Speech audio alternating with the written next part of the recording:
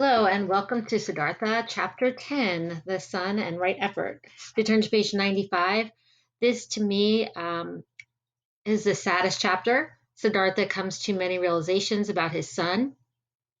If you remember the concept of samsara, everything's a cycle. So just as Siddhartha and his dad had some tension when Siddhartha left, you'll see tension between Siddhartha and his son. So a lot of times everything's in a cycle like that.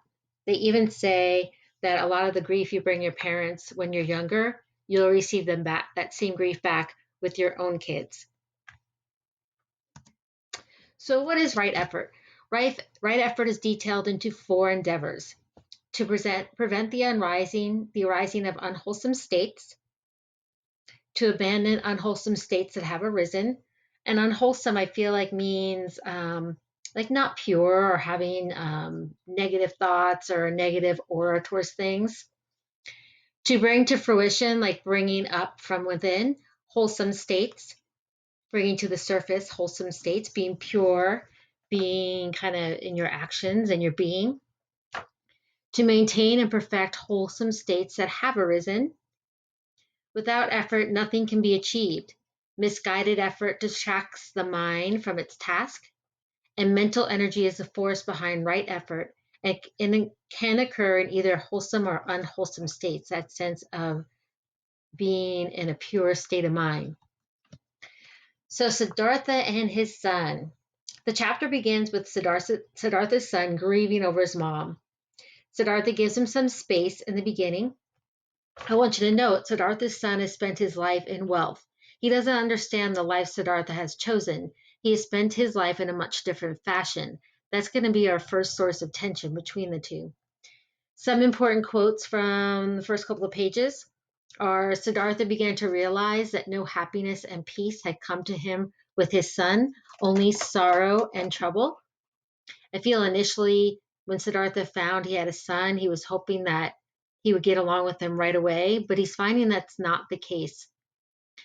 The second quote: for many months, Siddhartha waited patiently in the hope that his son would come to understand him, that he would accept his love, and that he would perhaps return it.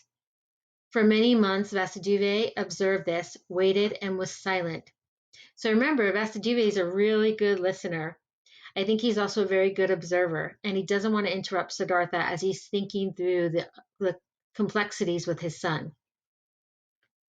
The third quote: your son, my dear friend, is troubling you and also me. Your son will not be happy in this place. You ask the river and listen to what it has to say. So remember, the concept of the river is that they were going to learn from the river and listen to it.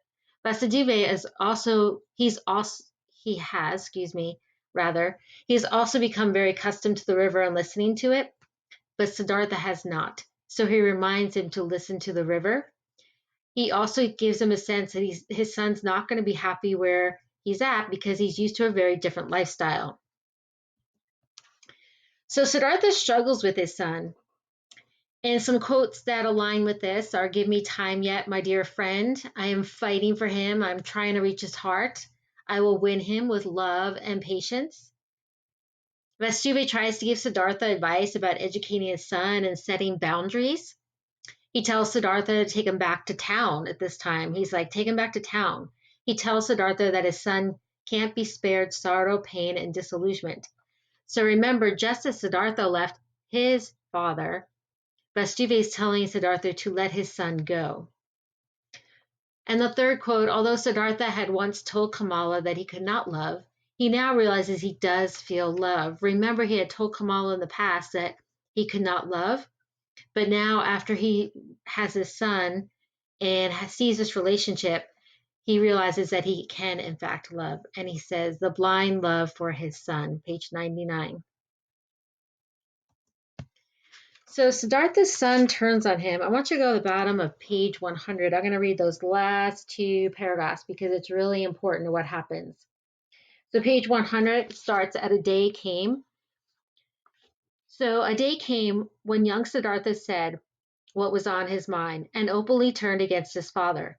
The latter had told him to gather some twigs, but the boy did not leave the hut. He stood there defiant and angry, stamped on the ground, clenched his fist, and forcibly declared his hatred and contempt for his father's face. "Bring your own twigs," he shouted, foaming. "I am not your servant. I know that you do not beat me. You dare not. I know, however, that you continually punish me and make me feel small with your piety, like your holiness, and indulgence. You want me to become like you, so pious, so gentle, so wise. But just to spite you, I'd rather become a thief and a murderer and go to hell than be like you. I hate you. You are not my father, even if you have been my mother's lover a dozen times." Full of rage and misery, he found an outlet in a stream of wild and angry words at his father. Then the boy ran away and only returned late in the evening. The following morning he had disappeared. A small two-colored basket made of bast, in which the ferrymen kept the copper and silver coins which they received as their payment, had also disappeared. The boat, too, had gone.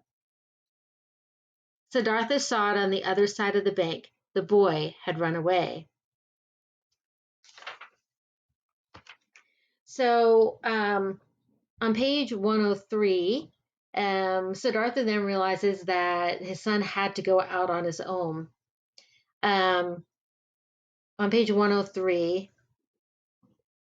second paragraph. After he had stood for a long time at the gate to the garden, Siddhartha realized the desire that had driven him to this place was foolish, that he could not help his son, that he should not force himself on him. Remember, this is the same way Siddhartha's father thought about him in the first chapter. He felt a deep love for the runaway boy, like a wound, and yet felt at the same time that this wound was not intended to fester in him, but it should heal. He realizes that his son needs to go out on his own. Because the wound did not heal during that hour, he was sad. In place of the goal which had brought him here after his son, there was only emptiness. Sadly, he sat down. He felt something die in his heart. He lost his son. Not exactly lost him like to death, but he loses him as far as his relationship. He saw no more happiness, no goal. He sat there depressed and waited.